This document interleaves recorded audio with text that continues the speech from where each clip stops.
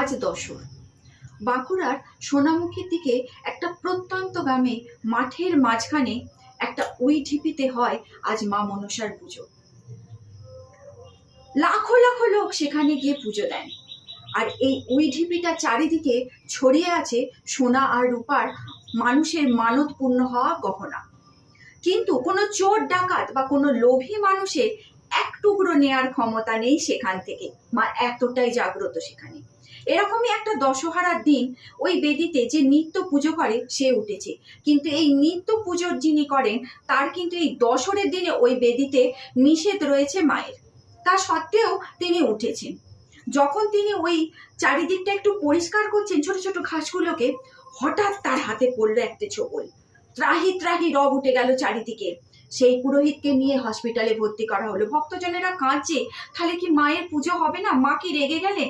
সেই সময় আমার সেই চেনা পরিচিত মানুষটি সেখানে গিয়ে উপস্থিত হলো। তিনি উঠলেন বেদিতে, মাকে প্রণাম করলেন।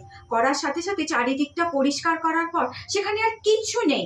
তিনি ধীরে সুস্থে মায়ের পুজো করলেন। সকল মানুষ ভক্তি করে তার পুজো দিলেন। আমরা এই মা মনসার পুজো করি কেন? আমরা যখন মাঠে ঘাটে যাই, জমিতে ধান কাটতে যাই, কত মানুষ বেঘরে প্রাণ হারায়। আমাদের এই যে দেখছেন গ্রাম, এই গ্রাম বন্যায় ডুবে যায়। বেরোয় শাখামুটি, গোখরো, কেউটে, নানান সাপে চারিদিক ভর্তি হয়ে যায়, ঝোপ জঙ্গলে ঢুকে যায়। সেখান থেকে মা যাতে আমাদেরকে রক্ষা করেন। আবার আমরা যখন এই বাঁশঝাড়ে একটু জ্বালন কুটোর জন্য কঞ্চি কাটতে যাই না, তখনও তিনি রক্ষা করেন আমাদেরকে। আমরা কিভাবে পুজো দিই মাকে? 10 রকমের 10টি ফল, দুধ, কলা আর সন্দেশ, আর প্রসাদ স্বরূপ গ্রহণ করি গঁদ। এই গঁদটা কি?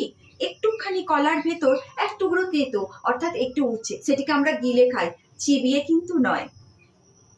আমরা প্রত্যেকেই তো আর মায়ের মূর্তি এনে পুজো করতে পারি না, সেটা সম্ভবও নয়। তাই মায়ের প্রতীক স্বরূপ আমরা মা মনসার গাছটিকে এনে বাড়িতে লাগিয়ে নিত্যদিন মায়ের চরণে দিয়ে একটা করে জবা ফুল দিয়ে তাকে প্রণাম জানাই। আর মা দিদারা বলতেন যে আজকের দিনে যদি বৃষ্টি হয় তাহলে সাপের বিষটা কমে যায়, আর না যদি হয় তাহলে সাপের বিষ অত্যন্ত বেড়ে যায়।